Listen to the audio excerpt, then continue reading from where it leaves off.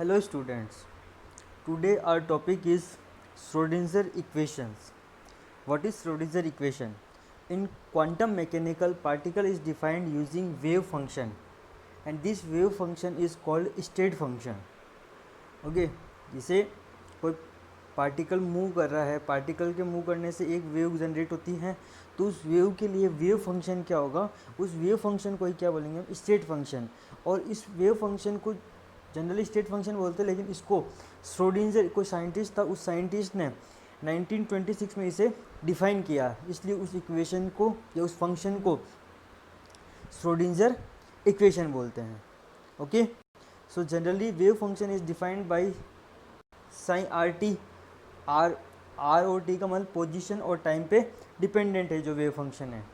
Okay, in 1926 a scientist Schrodinger gave a equation to find the value of wave function and this equation is called Schrodinger equation. Okay, so now we know that omega is equal to 2 pi and f. 2 pi and f is frequency and here we write f as nu. Okay, and according to Planck E is equal to h nu, then nu is equal to E upon h. So put the value of nu here, then omega is equal to 2 E upon h and this 2 pi here, h upon 2 pi, and we know that h upon 2 pi is h cat, then omega is equal to E upon h cat. The value of h cut is h upon 2 pi. Okay, so energy E is equal to h cut omega. Now propagation constant k is equal to 2 pi by lambda, and from de Broglie wavelength lambda is equal to h upon p. Okay, so put the value of lambda here, then at p upon 2 pi p upon h, and this 2 pi goes to denominator term, then p upon h upon 2 pi, and we know that h upon 2 pi is h cat, then k is equal to p upon h cat and p is equal to h cut omega. This is the momentum for wave. Okay, now Schrodinger equation for a free particle. Okay, so let's see that wave function is represented in the form of sine, cosine and exponential, because the wave function is proportional to this function. Generally wave function को देखिए, sin x3 is proportional to sin kx minus omega t, cos kx minus omega t and exponential iota kx minus omega T in wave function से define करते हैं. Okay, so let's see. देखिए, so set Schrodinger equation जो होती है वो del psi upon del T, जो wave function होता है उसका पोजीशन के रेस्पेक्ट में, टाइम के रेस्पेक्ट में डेरिवेटिव इज इक्वल टू, ये नोटेशन जो है इसे बोलते हैं जाइन. जाइन इज इक्वल टू जाइन del two psi upon del x square, wave double derivative of wave function with respect to position. ठीक है, ये स्टैंडर्ड इक्वेशन है.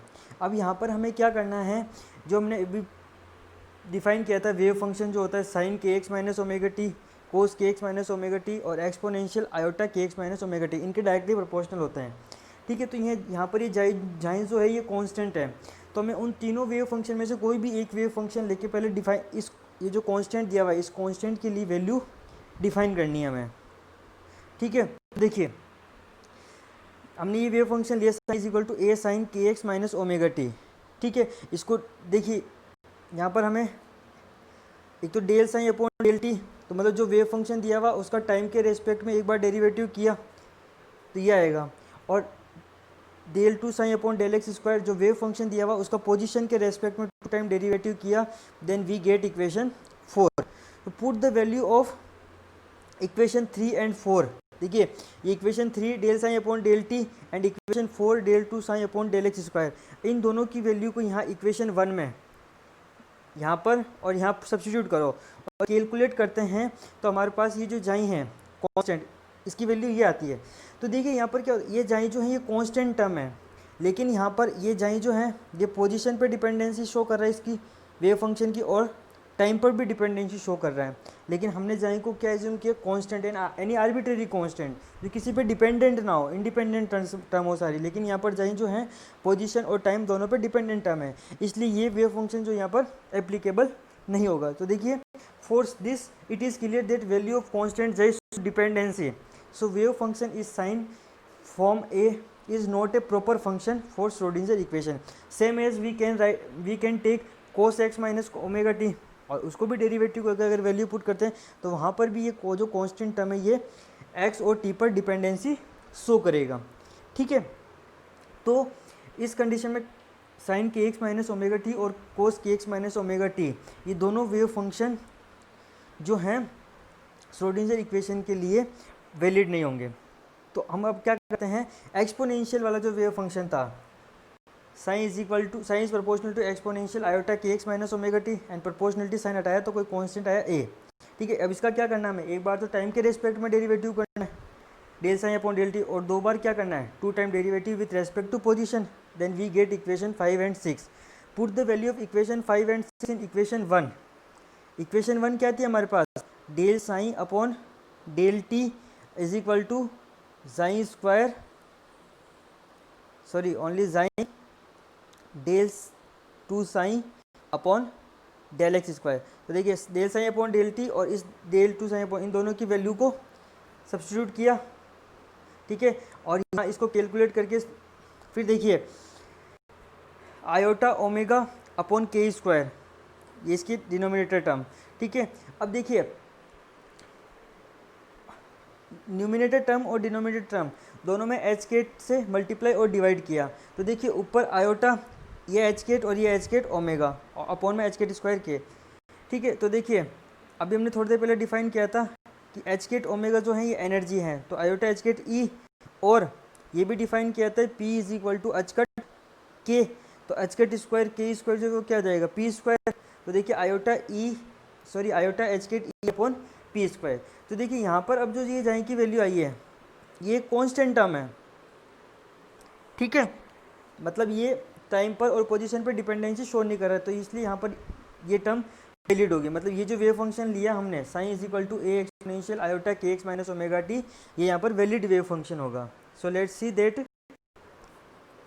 सो देखिए हमारे पास वैल्यू क्या आई थी, psi is equal to iota h cut e upon p square, ये वैल्यू आई, and we know that energy in form of momentum E is equal to p square by 2m. So put the value of E is p square by 2m. Cancel p square. Then psi is equal to iota h ket upon 2m. So in this equation, psi is independent term. So put this value psi in equation 1. Equation 1 is del psi upon del t is equal to psi del 2x upon del x square. तो psi की value ये substitute कर दी यहाँ पर। ठीक है, और इसको हम देखिए आयोटा एच केट, एक सेकेंड, देखिए दोनों तरफ क्या किया, आयोटा एच केट से मल्टीप्लाई किया, यहाँ पर भी आयोटा एच केट से मल्टीप्लाई और इधर भी आयोटा एच केट से मल्टीप्लाई। तो देखिए एच केट और एच केट तो हो जाएगा एच केट स्क्वायर, और आयोटा को आयोटा से मल्टीप्लाई करेंगे आयोटा स्क्वायर, उसकी वैल्यू -1, तो ये नेगेटिव साइन आ जाएगा। तो ये क्या हो जाएगी यहाँ पर, this is the 1D time dependent Schrodinger equation. अब देखिए यहाँ ये 1D डिफाइन किया, इसी को हम अगर 3D में डिफाइन करें तो आयोटा एच के del psi upon del t, ठीक है, माइनस एच के स्क्वायर बाई 2m, और यहाँ पर देखिए ओनली 1D मतलब एक्स के रेस्पेक्ट में डेरिवेटिव किया, इसी को अगर हम एक्स वाई और जेड तीनों के रेस्पेक्ट में डेरिवेटिव कर दें तो वो 3 डायमेंशनली हो जाएगा। इसको मतलब डेल स्क्वायर से, जिसको बोलते हैं nebula operator, nebula operator only इसको डेल को बोलते हैं, जो डेल स्क्वायर है इसको बोलेंगे Laplacian operator.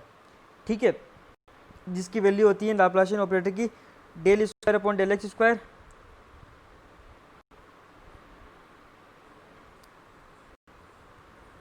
Plus del square upon del y square plus del square upon del z square. Okay, and energy momentum E is iota h cut del upon del t, और momentum operator is minus iota h cut and del. Okay, so this is the Schrodinger equation for free particle. ठीक है, अब ये देखिए time dependent Schrodinger equation for free particle. अब देखिए हमें एक चीज़ ध्यान रखनी है, for free particle potential is always zero. ठीक है, जिसे हम नेक्स्ट लेक्चर में डिफाइन करेंगे कि ये किस तरीके से आया है, ठीक है। Time dependent Schrodinger equation for free particle. और यहाँ पर टाइम डिपेंडेंट क्यों है, क्योंकि देखिए वेव फंक्शन जो है del psi upon del t, और नेक्स्ट हम पढ़ेंगे इसको टाइम इंडिपेंडेंट, जिसमें वेव फंक्शन है जो टाइम का फैक्टर नहीं होगा, ओनली पोजीशन का फैक्टर होगा। क्योंकि अभी जैसे देखिए यहाँ पर ये जो वेव फंक्शन है ना, ये वेव फंक्शन जो है ये आर और टी का फंक्शन है यहाँ पर अभी, ठीक है। और टाइम इंडिपेंडेंट पे जब हम इसको डिफाइन करेंगे तो वहाँ पर वेव फंक्शन ओनली पोजीशन का ही फंक्शन होगा, टाइम का फैक्टर नहीं होगा वहाँ पर। तो उसको हम नेक्स्ट लेक्चर में डिस्कस करेंगे। Okay, thank you. I hope समझ में आया होगा आपको ये चीज़ अच्छे से।